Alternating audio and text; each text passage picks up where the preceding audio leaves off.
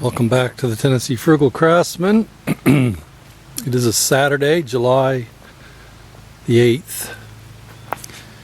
I have just started into another stack of lumber here. That stack there, that's the last of the 12s. As far as the dimensional lumber, I have a stack of 12-foot boards, but no hurry on that. Starting to get this area cleared out. I've got most of that little pile of boards gone. Yesterday there was a stack of lumber over in there. I've finished that out, moved everything out of there. You can see my well. Somebody wanted to give me some insights of whether I should put my well inside of my house. I'm not using it right at the time for the time being. I'm on city water, but this is right really where I would like to move the house back so I could put an egress out this way, because that drops off here quite sharply, and so you can see it kind of drops down here. So once that wood pile's out of there, that would allow me to have my egress out. Of course, the saw is going to have to be moved. That's for another day. See, originally I had planned on having the house start at this stump here. So kind of giving you, that would mean the saw would have been behind the house. So the back of the house would have run through those piles there. So I'd had about 8 feet or so, and I thought I could allow the saw to stay there until the garage goes in. Anyway, just wanted to give you an update. Like I said, I took that one out, that pile, so I'm into the 12-foot stuff. I can't remember what I've shown you, but I have moved stuff up onto the side hill. I've got stacks here going everywhere. And yes, those are water bottles. I'm using them for weights. Those are 16-foot, 9-inch ceiling joists. Those are my 2x4 16-foot. Now, obviously, these are not going to be just piles of, like I said, the 2x4s. I have a few more 2x4s in that 16-foot stack there that I've got to plane out. But I'm going to combine some of these stacks to free up some room. For example, this one right now has just got a bunch of 2x6 16s and 2x4s. Once I get all of my dimensional, like 2x10s and 2x12s done, then I'll stack on top of them. So for example, these are my 2x12s. That's most of the stuff for the one section of the first floor where I'm using 2x12. The only reason I'm not stacking on top of that right at the moment is I've got about 6 or 8 more in that stack that I want to plane out and move them over here. Once I get that, then I can put another maybe 16, 18 inches on that stack. But 2x4s by 8s, 2x6 by 8, 2x10s by 16, and of course my boards and stuff over there. There's some cedar and some of my oak. And then I started this pile down here. I'm running out of area. I got to keep this open for when I start the basement, and I'll bring you up to date on that in a minute. This is 2x10s by 12. So everything now pretty much is accessible with the tractor, so I can move stuff around. And slowly narrowing down the piles. That pile over there is door material. That's going to be left until the very last thing. That could be sitting there for a year or more, drying. Those are 2x6 by 10s. Those are the garage. No big hurry on those. I may do them if they're dry enough eventually before I start the basement. I don't know. It depends on my issues right now. Again, I'll talk about the basement in a minute.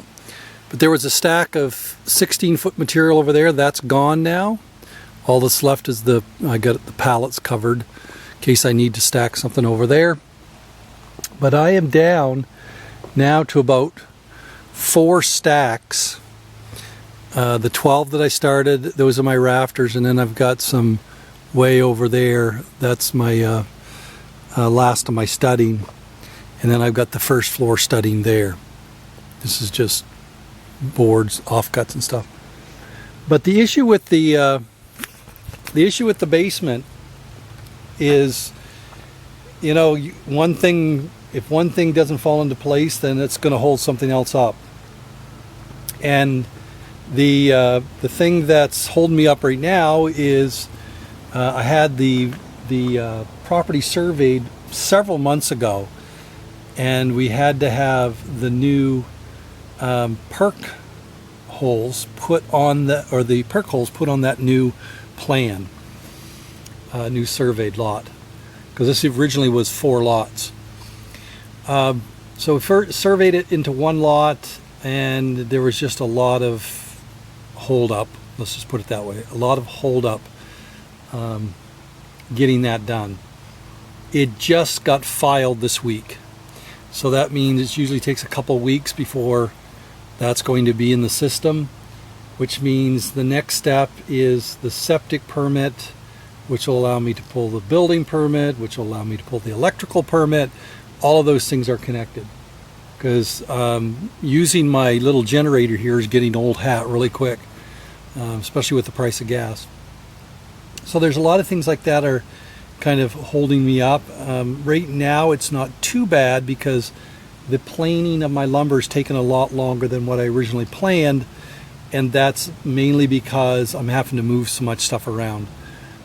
Even with the tractor, it's just I'm handling everything like 4-5 times, in the sense of by the time you put it through the planer 4 times and then dip it and stack it. And of course, in one of my other videos, I'd also mentioned that we have an issue with the lumber grader, which has a 2-month backlog. So that meant I couldn't dead stack my material. I had to sticker it, dip it and sticker it so it'll be drying. So you can see that my material up there is all stickered and drying. And that brings me to another point. Some may be wondering, well, what's the amount of moisture in my wood? Now this stuff just came off the top.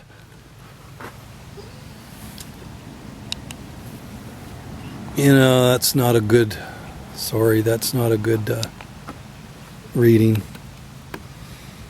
You drive those pins down into your wood and then push hold. So this one's 13%. Now, in all fairness, these are coming off the top of the stack. The top couple,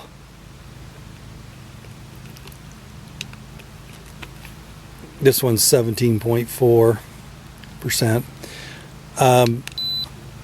They are averaging, in order for them to grade lumber, they like it to be at 19%. And most of my lumber right now is below 19%. I mean, I get a few sticks here and there in the center of the pile on the bottom that you have to deal with that are, you know, maybe over 20, 22. But they're coming, and that's why I'm stickering them and setting them up on side hill in the sun. Hopefully by the time the lumber grader gets here, it'll be well below where they need to be.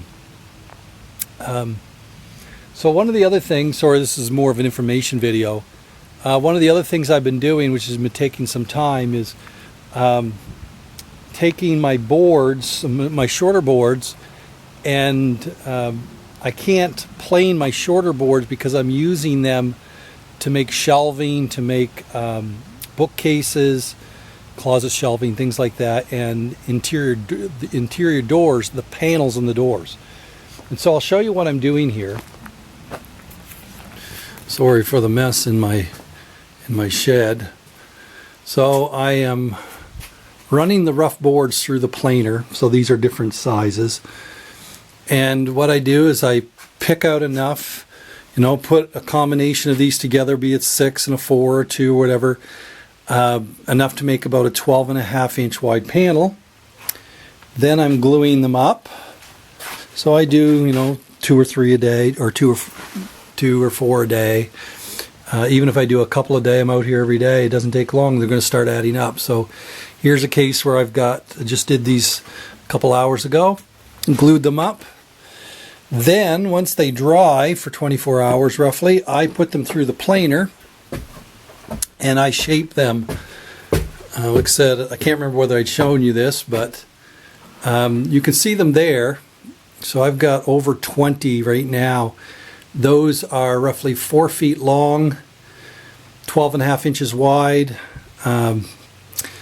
Some of them are down to they're going to be shelving. Some of them are like 36 or so, but most of those are 48 to 51 inches long. So I have some room to play with. So I can make those into whatever. I can glue 2 of them together and I get enough for a panel for inset in one of my doors. And I'm going to have about 21 doors in the house, and I'm planning on making those. So, and of course the other thing was right here. This here is a bunch of all of my porch material under the ceiling. I've got to tongue and groove it, but it's in here drying. I've got it all sized as far as it's planed and down to 4.5 inches. It just needs to be tongue and grooved and dipped. And last thing in here, I started moving out. This was all of the material, all of my 2x10s, 2x6s, some 2x12s. This is stuff that I had finished last year, dipped and put in for the winter out of the rains. I'm starting to move that out and put it into the piles, so it'll be ready for grading. So as I get piles that are the same as these, I'll pull them out and put them on those piles so they're all together. Did some of that today. And so, sorry, this is kind of a hodgepodge video, but yeah, I couldn't remember what I had actually shown you all, and I guess since last time I've put in that stack, and like I said, that stack down there, so those are my 12s.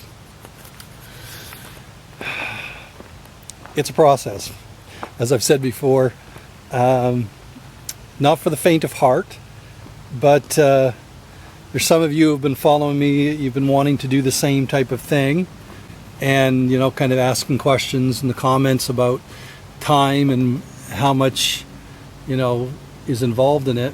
And there's a lot of time involved. I mean, especially when you're working by yourself. I have 5 kids, and so my wife is busy doing that and homeschooling and whatnot, so we don't it's pretty much myself, and every now and again my older kids will come out. But when you start this process, you want to be looking at years. You don't want to be looking at a few months. This is, for me, at the end of this month, it will be 2 years for the first day that we came in here. So it's coming up almost on 2 years that we started clearing. Now, again, in all fairness, I had back surgery in there, so I did have a period of time when I was out of commission. But I'm just a few weeks away from digging a basement. Now the good news is, when that basement goes in and I get all the concrete work done, I have here just about everything I need to frame this to the roof. And so, except for doors and windows and some of the floor material, subfloor material, but it's going to start coming together a lot faster than the past 2 years. It's hot here in eastern Tennessee today. So I'll be looking I've been holding off showing you the plans. I was waiting till I got a little bit closer to the time of when I was going to be putting the basement in, but I'm thinking that sometime in the next couple weeks I'm going to do a video. Whether I can get it all in one video, might do part 1, part 2, we'll have to see. I'll be looking for that. I've got the house plans that I've drawn up, had them drawn up for some time. That's why I've been cutting all my material per what I need in those house plans. So I'll be looking for that. I appreciate you joining me. I know that summer's viewership has a tendency to drop, especially around the 4th of July weekend, but I do appreciate those who are watching. I guess that's just about it for today. I'm going to get back to doing some planing. If you would, please like and subscribe. Tell others, share the video, whatever you want to do. Leave a comment and I'll try to comment back. I try to respond to all my comments. And so until next time, as always, you have a great day.